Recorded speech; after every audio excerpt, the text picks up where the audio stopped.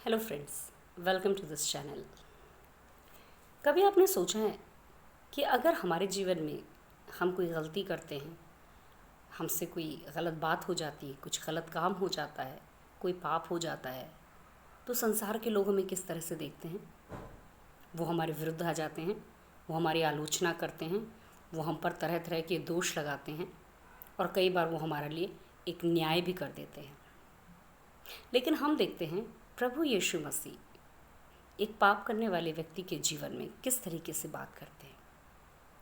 Bible बताती है, एक घटना में प्रभु यीशु मसीह मंदिर में अपने चेलों को उपदेश दे रहे थे और तभी उस समय के जो धर्म के शास्त्री थे, सदूकी और फरीसी, वो प्रभु यीशु के सामने एक ऐसी महिला को लेकर आते हैं जो एक विशेष प्रकार के पाप में पकड़ी गई थी। और वो प्रभु यीशु से ये बात पूछते हैं कि प्रभु, गुरु, ये स्त्री पाप करते हुए पकड़ी गई है और परमेश्वर की व्यवस्था के अनुसार ऐसे लोगों को पत्थर वाह करके मार डालने की आज्ञा दी गई है। आप इसके विषय में क्या कहते हैं? प्रभु यीशु मसीह वहाँ पर एक बहुत अच्छी बात कहते हैं। प्रभु यीशु मसीह कहते हैं, इस औरत के ऊपर पहला पत्थर वो व्यक्ति मारे जिसने कभी खुद कोई पाप ना किया हो। और यहाँ पर हम देखते हैं थोड़ी देर में सब वहाँ से चले जाते हैं और केवल प्रभु यीशु और वह स्त्री वहाँ रह जाते हैं। प्रभु यीशु उस स्त्री से कहते हैं, क्या तुम पर किसी ने पत्थर नहीं मारा? वो कहती है, नहीं। और यीशु मसीह उससे कहते हैं, जाओ, मैं भी तुम्हें माफ़ करता हूँ, दोबारा पाप मत करना। आपने एक बात पर ध्यान दिया, यहाँ पर प्रभु यीशु मसीह ने एक पापी व्यक्ति के साथ कैसा व्यवहार किया।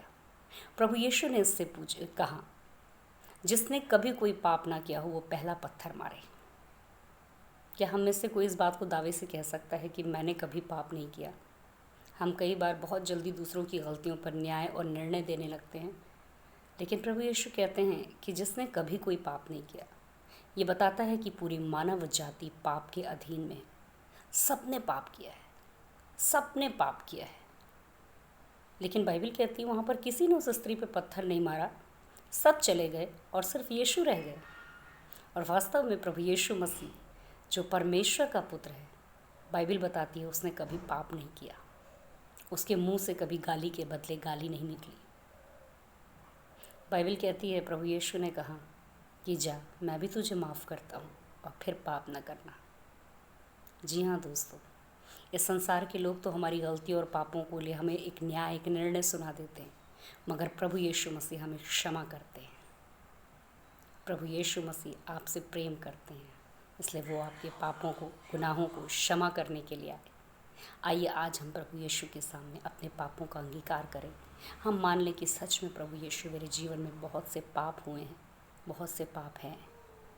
प्रभु यीशु आप पर दंड नहीं देना चाहते हैं, क्योंकि वो दंड उन्होंने स्वयं अपने ऊपर क्रूस के ऊपर उठा लिया।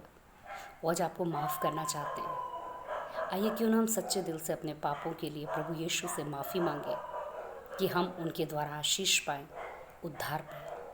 प्रभु आपको आशीष दे। जय मसीह।